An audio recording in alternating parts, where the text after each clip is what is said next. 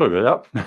Missed the button to switch off the music. Hi, welcome to the Sunday edition of Proud Malcontent. I'm Pete Bell, and I am a proud malcontent. It's Sunday, the 26th of October already. And what have we got today? Oh yeah, clocks went back today. Moment of panic this morning when I was getting things prepared, and I glanced at my watch, and it said 9:25. If I had got the adrenaline going, it turned out my watch had lost contact with my phone. It's linked to my phone, obviously, and so it hadn't updated. But I did enjoy that wee adrenaline rush. I don't know if my heart will take it much more. What have we got today? I'm going to do three quick items, and then from the news, from the National, and the Sunday National. Sorry, and then we'll be joined by Stephen.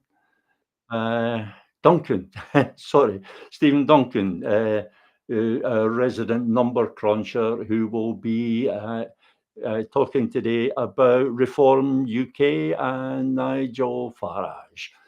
So that'll be interesting. What items do I have for you today from the Sunday National? Well, one of the things that I always read, one of the in the Sunday National, is Andrew Tickle's column, and Andrew's really good at explaining legal issues, making them understandable. Legal issues can sometimes be a bit dry and a bit arcane.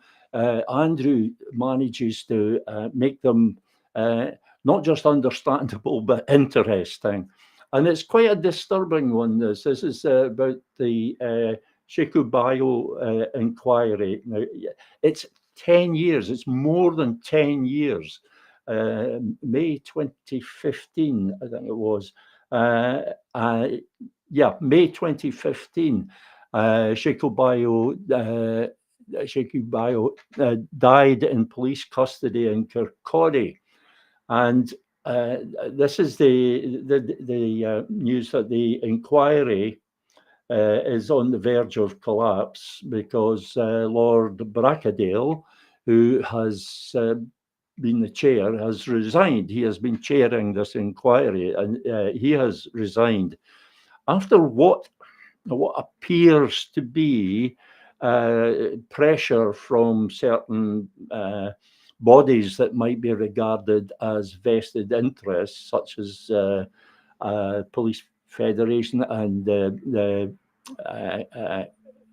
Procurator Fiscal Service, and the establishment, the legal and police establishment in Scotland. And with Lord Brackadale going, the inquiry has finished its evidence-taking phase. It is possible for the Scottish Government to simply appoint another chair, but that whoever it was is going to have to pick up right towards the end, and they're going to have to absorb a lot of information. Severe complications putting a new chair in place. It's not as easy as it sounds. Andrew Tickle explains it a lot better than I do, so I recommend that you go and read his column in the Sunday National. And the second item that I've chosen is an article about the AI data center plans for Edinburgh. 2 AI centers are either being planned or are being talked about for Edinburgh, and it's the environmental impact of these. Strangely, I couldn't believe this when I read it. There is they've been excused by Edinburgh City Council. They've been excused a environmental impact survey. They have not had to submit an environmental impact survey other than the part of the way it is included in the planning application. In the case of one of them, the other one doesn't have a planning application in yet. So that seems inadequate to me. But the amount of energy that these data centers consume is phenomenal, absolutely phenomenal. And this could be, I mean, this could be good for Scotland because we produce a lot of electricity, more electricity than we need, and we have a lot of water. That's another thing. So we have more or less ideal conditions for these sort of things, but there is an environmental impact, and that should be looked at more closely. I also wonder myself about what priority is given to these. The energy mostly goes into keeping the places cool, keeping the machinery cool. You can imagine a computer the size of an office building. You know how warm your laptop can get, or your desktop tower. Or you imagine an entire office building or factory that is like just one big solid computer, and imagine the amount of heat that generates. Some of the suggestions in the comments are quite interesting. That this is there was one aspect that right. I don't know what that is. I was wanting to look at the comments, but I don't seem to be linking to the comments there at all. But one of the concerns is the environmental impact, of course, and another concern is the priority that is given to these things because they absolutely require the cooling. This is, excuse me a moment. It's because they actually require the cooling. It's essential, or otherwise the whole thing just shuts down. Because they actually require this cooling, they are bound to be given priority where there are electricity cuts, where there are power cuts. They've got to be given priority. So that's a concern. And there were a couple of other things in the comments that I found interesting, but I'm not finding the comments. I really wanted to speak about this too. And here we go. Right. There's one thing that's been suggested is that this heat should be used for district heating, which I think is just the natural thing to do with it. And the other thing concerned is that the power and the water that they use as well. There have been a couple of reports on this, and the idea is that it's stuff that is needed for billionaires. It's the high-tech companies, the big tech companies that need these AI data centers, and it's this comment said, and the rest of us pay for it in the long term. Well, yeah, I would dispute that. I would disagree with that because I have only recently started using AI, and I find it absolutely brilliant. It is massively useful. it can do basic research for you in moments. Research that previously would have taken me half a day or more, I can now do in moments using AI. I simply have to, it's just a matter of asking the right question, just like as with using a search engine. The only skill required is knowing what is the right question to ask. Likewise with AI, you ask the right question, and you can get your research done in seconds. Also in summarizing articles, you can summarize articles very quickly and pick out the salient points from them. I don't like that as a substitute for actually reading the article, but the summary provided by AI can be very useful when you're commenting on it, because it can highlight these salient points so that you are sure that you're addressing them all. So, and I'm just an ordinary person, so I find it useful.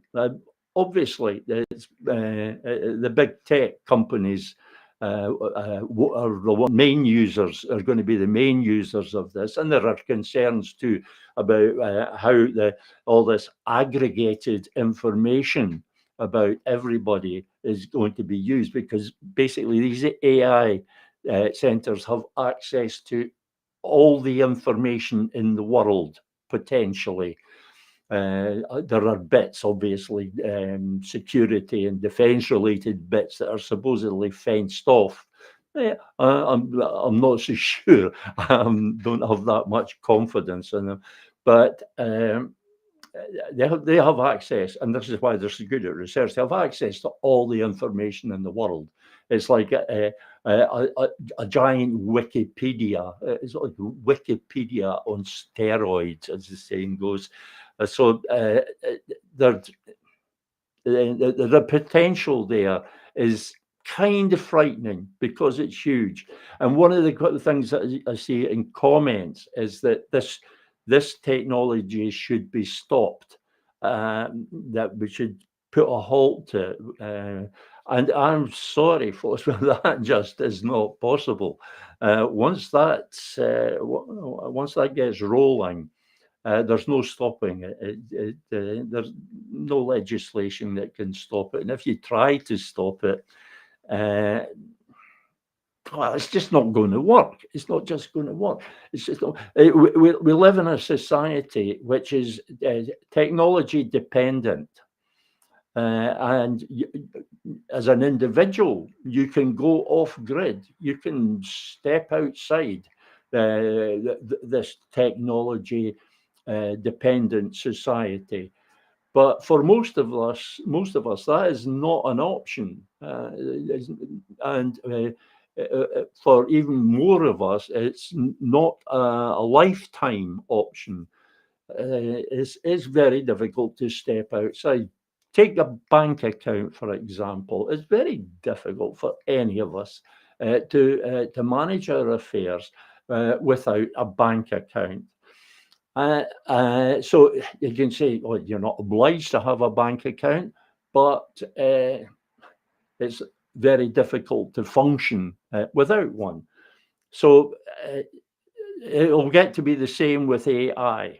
It'll get to the point where we find it very difficult to function without it. And a comment here from Dave McGowan saying we'd be like the Amish if we did that. True enough, Dave. But yeah, the Amish have had centuries of getting accustomed to this. They've got it all worked out. I don't know that I could transition into an Amish lifestyle, not very easily anyway. Apart from anything else, there'd be a lot of hard work involved. I'm a lazy bastard, so no, it's not for me, Dave. Not for me. Right, let's go on to the final item before we go over to Stephen Duncan. And entirely coincidentally, it's about, if I could just get this damn software to work, supposed to be switching over to the these other screen. Let's try that. There we go. That's working now. Sorry, Nigel Farage, and this is about the headline says all Nigel Farage slammed for 25 working days spent recording Cameo videos. Now, Cameo is a website. Hopefully, I can show you it here. This is Nigel Farage's page on Cameo. It's a site where you can ask celebrities to record special messages for you, birthday messages or whatever. Celebrities, it's for celebrities. And you pay for these things. To book a personal video from Nigel Farage will cost you £71.37 plus. So presumably that's plus tax, plus VAT. That's not cheap, I mean, you could buy a birthday card for considerably less than that. And a birthday card would be more enjoyable, I think. I can't imagine anybody actually wanting to buy a recording of Nigel Farage saying something banal about birthday. I just can't imagine it. But it's this whole thing about celebrity. These are his fans. That's what they call them, fans. Politicians having fans. It does not compute, but it does seem very much in line with the way politics is going, or the changes in politics.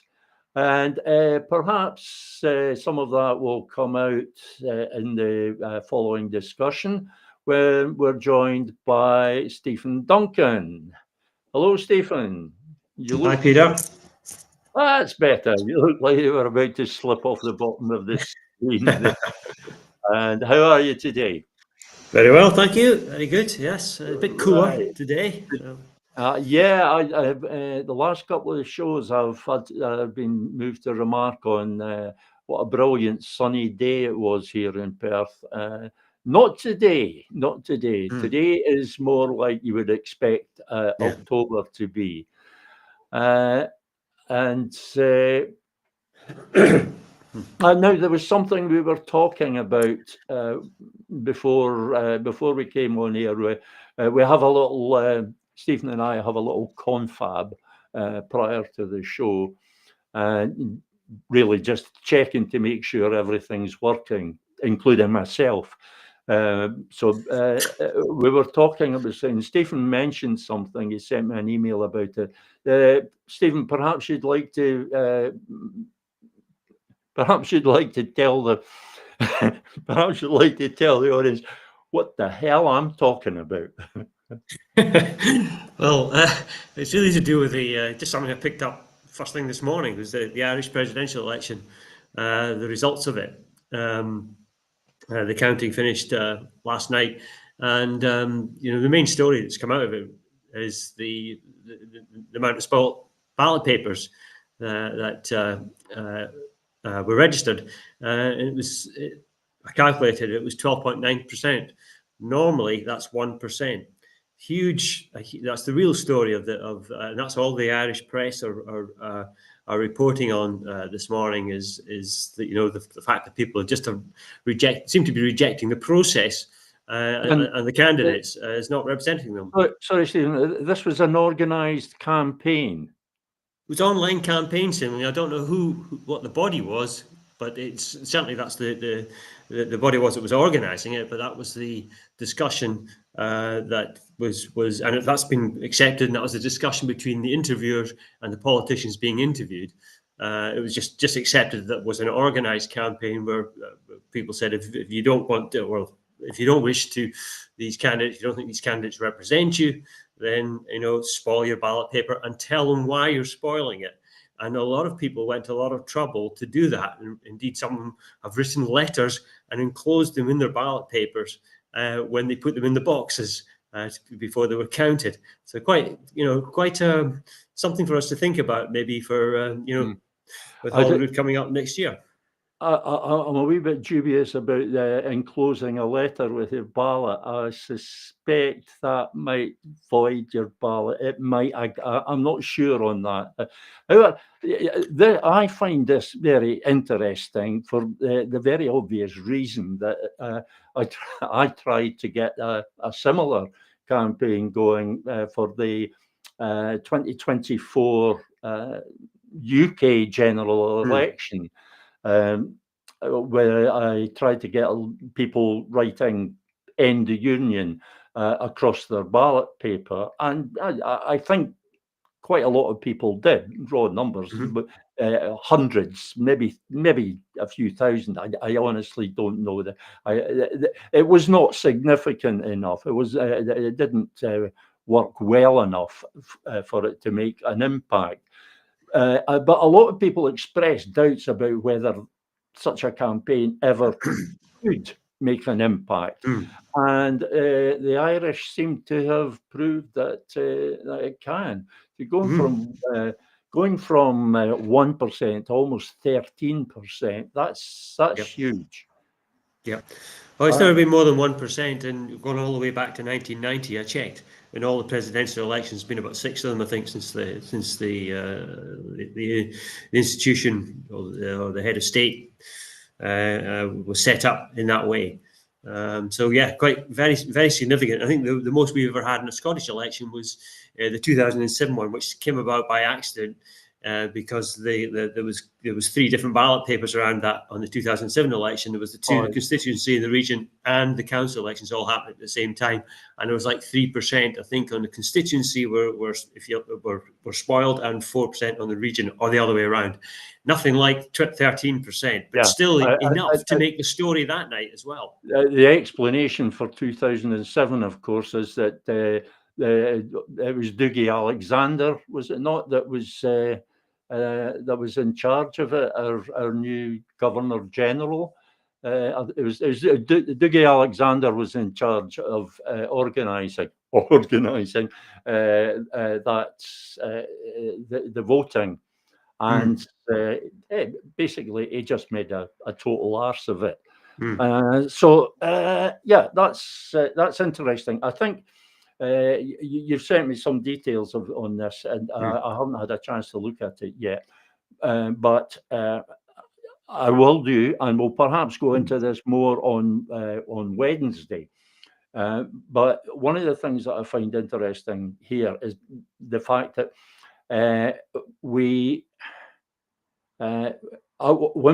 I was trying to organise this, a coordinated campaign, End the Union campaign for the 2024 UK general election, I always made the point that this was only for a UK general election. I talked about repurposing a ballot, and that it only applied to UK general elections. But the situation here in Scotland now is such that for next year's election, I think an organised campaign of ballot repurposing has potential, because we just look at the options. Dave McGowran on this. Dave McGowran is saying to us that voting SNP on the second ballot is the equivalent of an organised vote spoiling. Well, no, it isn't, Dave, because it's not serving a purpose outside the organised voting system, the established voting system. The point of the Irish campaign was to do something that was outside, and the same with the End the Union campaign. A vote for the SNP is a vote for the SNP, is a vote for, well, the most established parties. So it's working within the established system. And it does send a message. It sends the very message that the SNP wants, because they want those votes. They, to a large extent, they're not fussed who wins the seats, who gets the list seats. They're not fussed. They just want those votes. They're going to win on the constituency. They're going to get enough constituency seats to remain the dominant party. They also want those votes on the list, just so that they can show them off. They say, look, we also got 39% of the list votes or whatever. So it's that's working within the system. But it equates to letting the unionists in. Dave says this is getting to be a discussion with Dave Gowran. Well, not really. You know what lets unionists in, Dave, is people voting for them. So the first problem is that people are voting for them. The second problem is that they're British parties and they're in our parliament. They are squatting in our parliament. So just fiddling with the voting system just isn't going to work. However, we have another guest on the show, apart from Dave McGowran, and his name, if you remember, is Stephen Duncan. Yes, I had to grope for it myself. His name is Stephen Duncan, and he's going to be talking today about Nigel Farage and Reform UK. So let's let him get on with it, shall we? I'll get back to you later, Dave. Nope, that's the end of it. So start at the beginning. Yes, as you say, Peter, we're looking at Reform UK in Scotland and how they're doing here and what's likely to happen next year. Excuse me, Stephen, but we seem to have lost the presentation. There it is. It seems to be loading. This is maybe just on my screen. Are you seeing the presentation? I can see it. Yeah. Then hopefully everybody else can, and this is just my problem. I'll let you get on with it. It's slightly difficult for me because I can't actually see it, but I'll let you get on, Stephen. Okay, I'll move on to page 2. Can you see that, Peter? Absolutely. Okay. Try going back to page 1 now.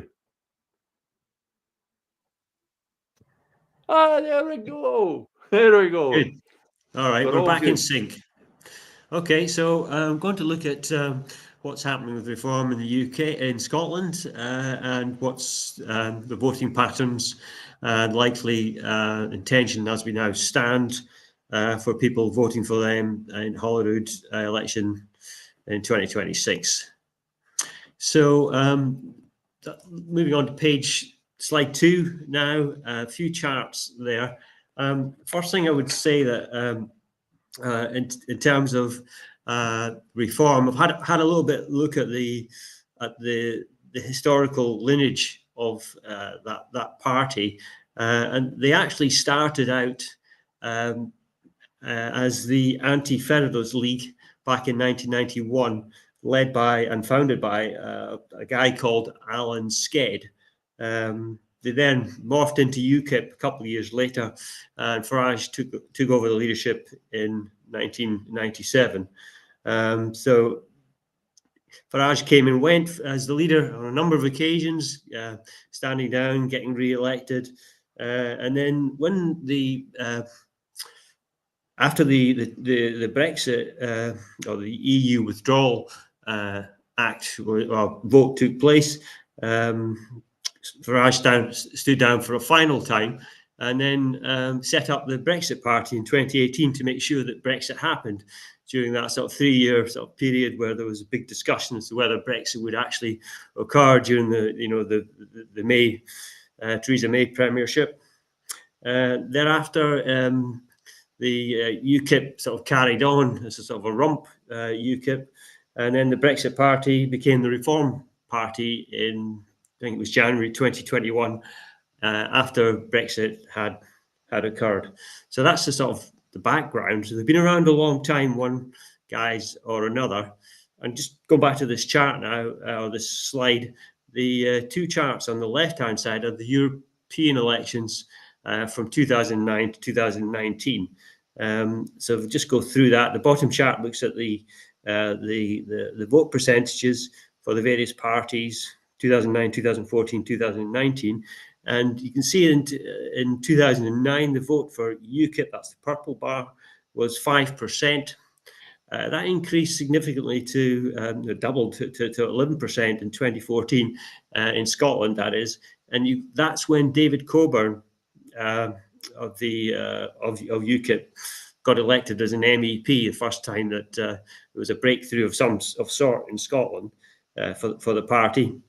By the time 2019 came around, just before Brexit actually happened in January of 2020, that vote increased to 15% for the now Brexit Party led by Farage, and again they got an MEP elected. I can't remember the name of the person. It wasn't Coburn. I think he'd fallen out of favour by that time. And you can see also there's a little bit of the rump UKIP party, 2% in 2019. So in total between the two parties, it was 17%.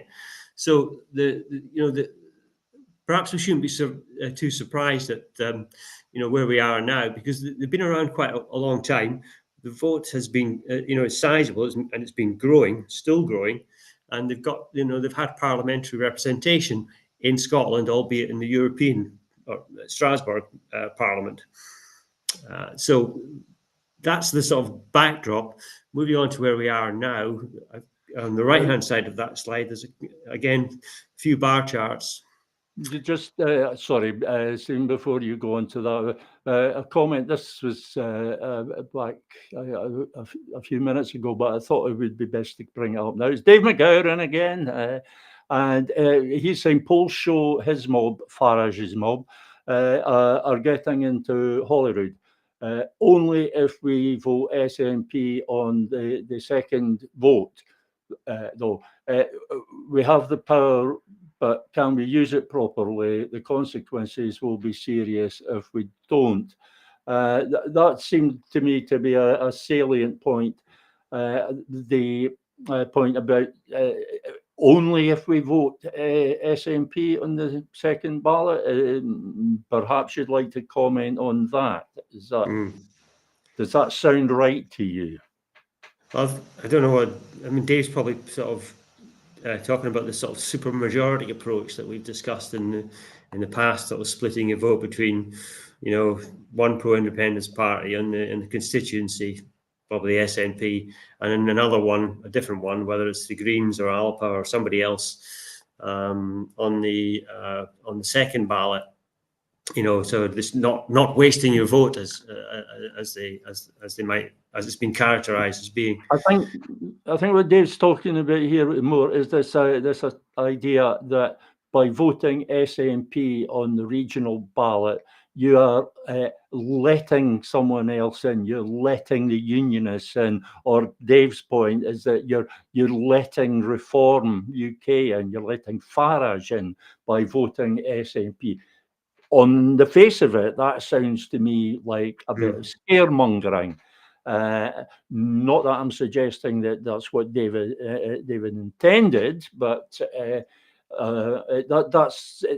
sounds like that kind of thing to me. I'm just wondering how much truth there is in this, how much reality there is in this, that you're letting Reform in by voting SNP on the regional ballot.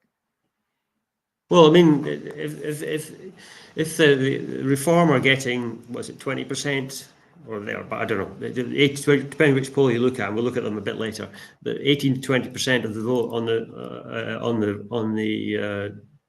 the region, then you're going to get representation for Reform there, as you should do, because that's what the Parliament's designed to do. It's meant to reflect the proportion of votes that occur in the country. It's meant to correct for the bias of the first part of the constituency vote, which is like a Westminster election. So it's doing what it's meant to do.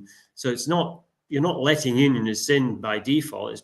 It's you're getting, people are voting for reform at that level because they want to see that representation in the Parliament, rightly or wrongly. This is precisely my point. The proportionality is what is important about this. Exactly. And the Electoral Reform Society looked at this way back, I think, I can't remember when, but quite a long time ago, they looked at it. Well, the voting system hasn't changed since then, so it's still valid. They found that it did produce proportionality. And that is important. And a lot of people seem to want to break this proportionality. But what I think you're saying here, Stephen, is that if Reform UK get anything above 8% in the regional ballot, they are going to take seats, or they're likely to take seats, regardless of how everybody votes, whether you vote SNP on your second ballot or some other nominally pro-independence party. It's the vote for Reform UK that gets them the seats, not the way other people are voting. Well, they're linked. They're linked, really. It depends how the vote breaks down. I think if you got a big concentration of votes in any one party, so you got 20%, let's say, for reform, but you got a big concentration for votes for another party on the list, then they will take seats away from reform. But if the vote is spread across all the other parties, then they won't do quite so. They won't do. They're not such a threat to reform, if I can put it that way. Right. Reform are likely to take more votes. It depends on two things. Depends on the bulk of votes that the reform get, and it depends on the spread of the votes, how they're spread across all the competitor parties. It's a combination. There's so many different combinations can create so many different results. It's really quite difficult to play the system. I think we discussed that before. Yeah. It depends on people voting in bulk for one party. If another party, another pro-independence party, were to stand and were to take a lot of the SNP votes from the list, then they would get seats, and probably at the expense of what's being projected for reform at the moment. My point really was that what people are campaigning for is SNP 1 and any other nominally pro-independence party on the regional ballot, and that my point is that if it's spread in that way, if people are voting for different nominally pro-independence parties, then Reform's vote is going to carry them through. So that would seem to suggest that if it's a concentration on one nominally pro-independence party, voting SNP is actually a good way of stopping Reform UK, because whatever seats the SNP does take on the list, they'll be taking them from Reform. Is that right? Not necessarily. Not necessarily from Reform. Isn't that always? And you'd have to get a lot of votes with the SNP. You'd have to get an awful lot of votes for the SNP, probably 50% on the list, to start competing for these seats, because they're doing so well in the constituency, because their votes are going to be diluted so much that the second vote for the SNP is going to be diluted so much. It's going to take an awful lot of votes on the list. So that to offset that dilution effect. Stephen, I'm going to draw a line under this. We'll have another comment from Russell Bruce, and it also is about the both votes SNP and SNPA, another thing. Sorry, Russell, but I actually don't want to get into that discussion here. That's not what we're discussing today. I know it's related, but I think we better let Stephen get on with what he wants to talk about. Okay. Yes. Okay. So let's carry on with it. So just on, I'll crack on quickly now with this. I think these bar charts on the are showing and really just designed to highlight how significant reform is on both the region and on the constituency. So there are two polls there, one from Find Out Now at the top and one from Norstat at the bottom. These are the ones that were conducted in September. There's been some more out since then. So reform quite significant, somewhere between 16 and 20% of the vote, the second largest after the SNP. I've got a little table just down below that, which shows a sort of a mapping to the likely number of seats based on the results from various opinion polls. There was an opinion poll out on Friday night from Find Out Now, and that's the most recent one. It's in that table at the top. And there was one out last night as well, which is too late to include in that table. But I've done a quick calculation. It looks roughly from these opinion polls these 5 opinion polls in that little table at the bottom, plus the one that came out overnight. It's from Survation. It's looking like roughly 18 to 19 seats for reform next year, as things stand, as an average across all these polls. It was 17 to 18. It's sort of gone up a little bit because of last night's polls, so that's how it's looking. Is there in the indication there of who Reform are taking these seats from? I just mentioned that we have spoken before about how the involvement of Reform UK this time puts up the price of seats.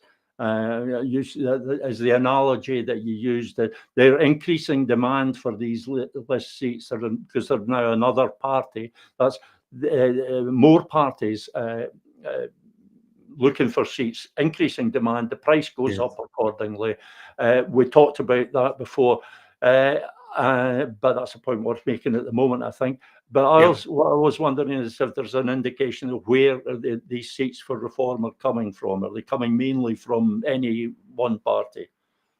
Okay, well, the details on that are not out yet because it just came out overnight. So I've just got the headline numbers and plugged them into the system I have for calculating. I calculate it two different ways, so I take an average between the two. I've showed this sort of as an additive method and a sort of relative method I've used there. It doesn't. I can't tell exactly who they're coming from, but I can tell you they're not coming from the SNP because the SNP were only looking like they're going to be taking at best 1 or 2 seats on the list anyway, as things stood. And according to the plugging these numbers in, it looks like they're still going to get 1 seat if there's a sort of uniform swing across all the different regions. So they'll be coming from the other unionist parties, right? Essentially, okay. So basically, it's a cannibalization of the unionist seats by Reform, if you like. Yeah, but I should say that even that's a good word. I like that term. No, I didn't catch that. Cannibalization. I like that term. It's very descriptive of what's happening. I think I shall probably use that. Okay, the sound's not so good, I'm afraid. We had a little bit. We're getting a little bit of judder on your video. And just a little bit of breakup, but I'm sure all our viewers are quite accustomed to that. That's one of the things that we live with, all this brilliant tech, and I've actually sort of tongue-in-cheek estimated that at any given time there's about 25% of the World Wide Web that isn't working at all. So, and 25% of the stuff across the board just doesn't work. So, if somebody wants to argue with that figure, I'd be quite happy to hear their calculations on that. For the moment, it's your calculations that are of interest to us, Stephen. Okay, so we'll move on to the next slide. Right, just a few demographics now from the Find Out Now poll from last month. So the top 3 charts are constituency related, and the bottom 3 charts are charts relate to the region. So on the left-hand side, the black and the salmon pink bars, they relate to the split between male and female. And you can see with regard to all the parties, with the exception of the Scottish Greens, that is predominantly, male supported. Only the Greens have a preponderance of female supporters. The last, if you look at the second to the right, second most right, on both of these charts, that you see Reform, it's roughly, I think it's about just over 60%, 64%, 65% male. And that compares to 60% Tory. And in fact, for Alpa, it's about 67, 70%. So it's not an extreme either way you look at it. So Reform pretty much in line with, on the sort of sex-based split, pretty much in line with all the other parties, roughly 2-to-1 male-female. If we move into the middle charts, we look at the age breakdown.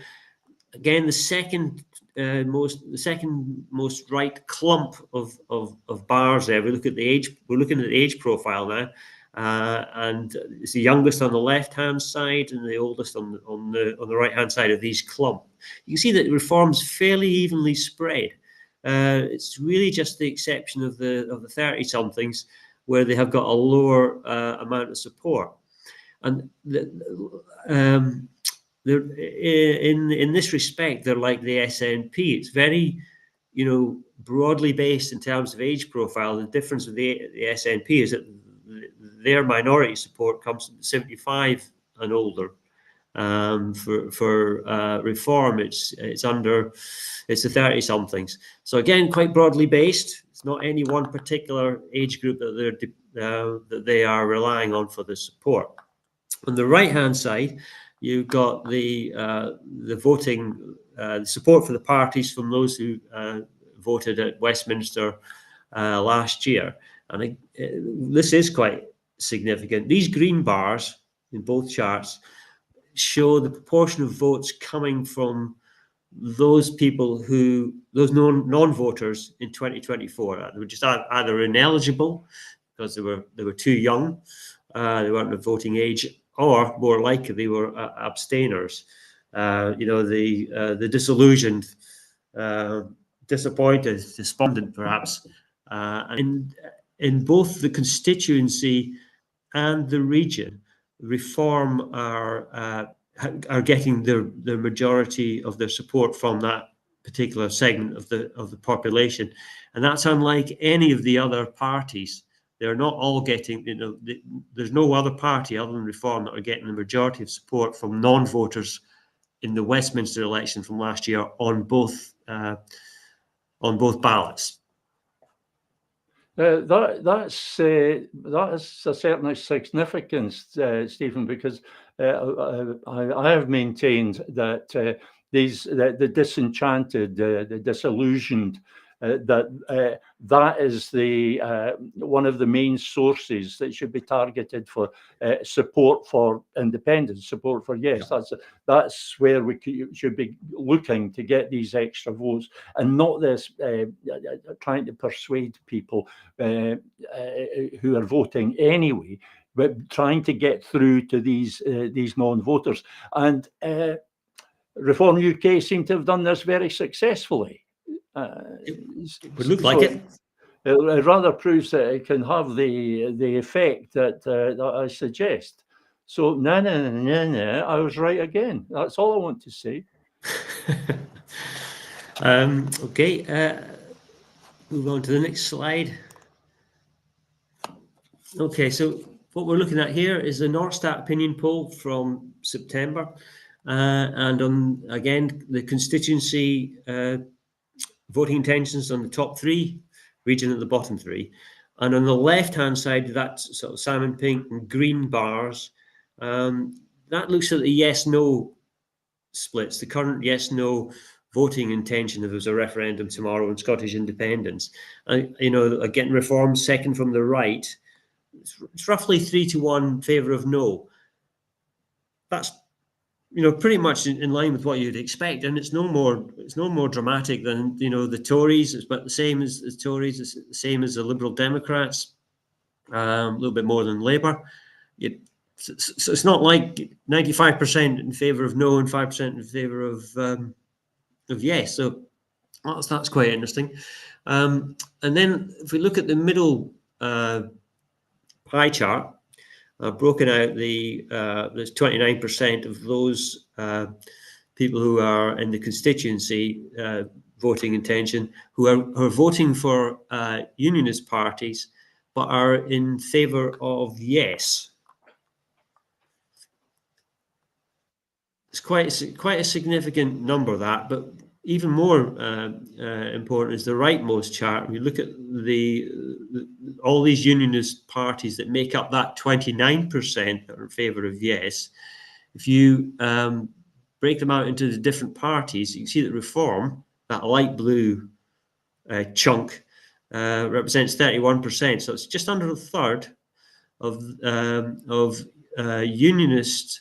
They represent 31% of the pro-independence supporters that support, believe it or not, unionist parties, according to this poll, are going to vote for unionist parties next year. So it's quite a significant amount, that, and it equates roughly to about 8 or 9% of all independent supporters are going to vote for Reform next year. Well, this is quite surprising and quite difficult to understand. But it seems to knock on the head the idea that if you vote for a unionist party, you're voting against independence, or if you are voting against independence, there's quite a large part of the electorate that doesn't understand that they're voting against independence. It's very difficult to get your head around this. Well, we've always known that there's you know, a big chunk of Labour supporters in Scotland that support independence. We've always known that. But it's the amount that's you know, there's support from the Tories and from the Liberals as well, or from Tory voters and Liberal voters, seemingly supporters of independence as well. But it's just the biggest one, a lot bigger than that, is Reform.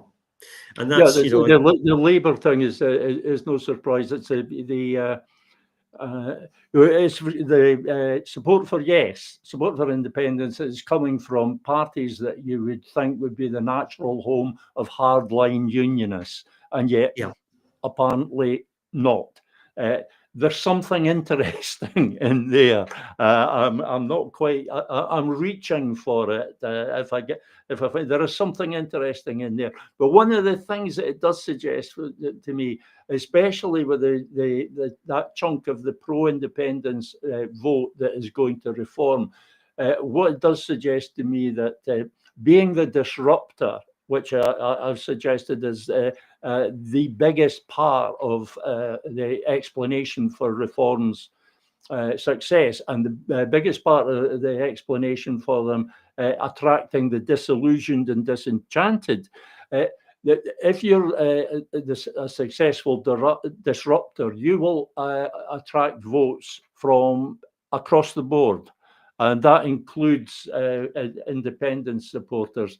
But my suggestion that has long been that what we require on the pro-independence side is a party that is as big a disruptor as Reform and as good at it as Nigel Farage. So again, all I want to say is I was right again. Okay, right, we'll move on to the summing up, just a quick recap on what the conclusion is. 21st century Reformation of Scotland certainly needs to be taken seriously. I would suggest, after looking at these numbers, and given that, you know, they've been around quite a long time, and we shouldn't be surprised that they're making inroads, because, you know, they did get an elected representative here over 11 years ago in the European elections. So and they've got a reasonably broad appeal. It's fairly evenly spread amongst the age groups, a bit like the SNP, very successful party, whether we like them or not. It's predominantly male supported, but so are all the other parties, no surprise.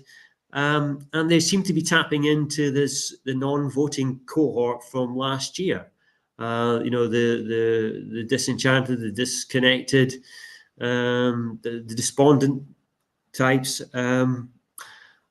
And they represent 8 to 9% of independent supporters, which is, not much different from British Labour in Scotland, which 10 to 11% based on these numbers. They're up against some political opponents, like, yes, we know the SNP are very strong, but they're vulnerable. They're seen as the establishment party. They've been in government for 20 years, just about. And they do come across as complacent. There's definitely a lot of incompetence around in their policies, and there's a lot of whining and whinging about Westminster, but they're not actually doing anything about it. They're very timorous in their approach, as we've discussed for years now, and we saw what happened in the conference last weekend. Many people have seen that as a betrayal of the party and its principles. The Alba Party seems to be going nowhere, especially since the death of Alex Salmond. Lots of feuding and expulsions. They now don't have any elected representatives, with Ash Regan stepping down from the party, becoming an independent. And their approach on Scotland's cause is pretty much the same as the SNP's. Very conservative and very much playing by British rules. The Unionist parties, meanwhile, are in disarray. The British Labour, with all its U-turns, tax on civil liberties, really unpopular. The Conservatives have never really recovered from, Margaret Thatcher, in Scotland at least, the austerity since 2010, and probably the corruption that we've seen over the pandemic. And also, there's just a general loss of belief in the democratic process. Now, I'm saying there's reduced electoral turnouts there. In fact, in Scotland, they've held up in the Scottish Parliament elections, but last year in the Westminster election, it fell below 60% for the first time for quite some time, since about 2001, I think. And it'll be interesting to see what happens, next year on that. So that's really pretty much all I've got to say on reform for the time being, Peter. Well, it's a lot to digest, Stephen. There's a lot of stuff in there, and I suspect if people are taking this seriously and really looking at it and thinking about what it is that you've said and what your charts show, that it will change people's view of reform, I suspect. Not necessarily convert them to Nigel Farage forms. Yeah. I can't see them requesting cameos from Nigel Farage, but it will just change the way they see where reform fits in the whole electoral process. One comment here. There's a couple of commenters. Russell Bruce mentioned earlier, and the very interestingly named Rhodesian Mpenzi William. They seem to be having a wee argument between themselves on the comments, so we'll just leave them to it. Thank you, gentlemen. But there's a comment here from Dave McGowran again. Hi, Dave. Good to have you back. And it's a slightly cryptic: ethnic nationalism with 2 question marks. I suspect what Dave's struggling to say here is that perhaps the pro-independence part of the Reform UK vote is from this ethnic nationalism. I kind of see where he's coming from there, but I don't think there's really anything to suggest that it's the people in the pro-independence movement. There are people who tend somewhat towards the ethnic nationalism side of things. It's a factor in all nationalist movements. But to suggest, Dave's confirmed that is what he meant. To suggest that the ethnic nationalist tendency of the pro-independence vote has shifted to reform, I don't really see that there would be any reason for them to do that. Need more questions, I think, and more research to be done on that. I've not seen anything on that. But no, I'm not sure what they would see in reform at all. In fact, I don't think there's none of the nominally pro-independence parties that tend towards ethnic nationalism. Most of them try to keep well away from it, and it does put certain limits on the discussion. However, Stephen, we have managed, mainly thanks to the interventions from Mr. McGowan, we've managed to run over our time today. Now, I've always said that if we were involved in an interesting discussion, if there was stuff going on, that I had no problems at all with running over time. And that has been the case today. It's all been very interesting, and I'd like to thank you very much, Stephen. You're welcome. Bye for now. Bye. And it's getting around to about time I was saying goodbye as well. As I say, I'll be back with you on Wednesday, when I strongly suspect I'll be taking a closer look at the Irish presidential election and the implications that might have for a repurpose your ballot effort in the 2026 Scottish general election. That may be it, or it might be something else entirely. You'll have to tune in on Wednesday to find out. For now, goodbye.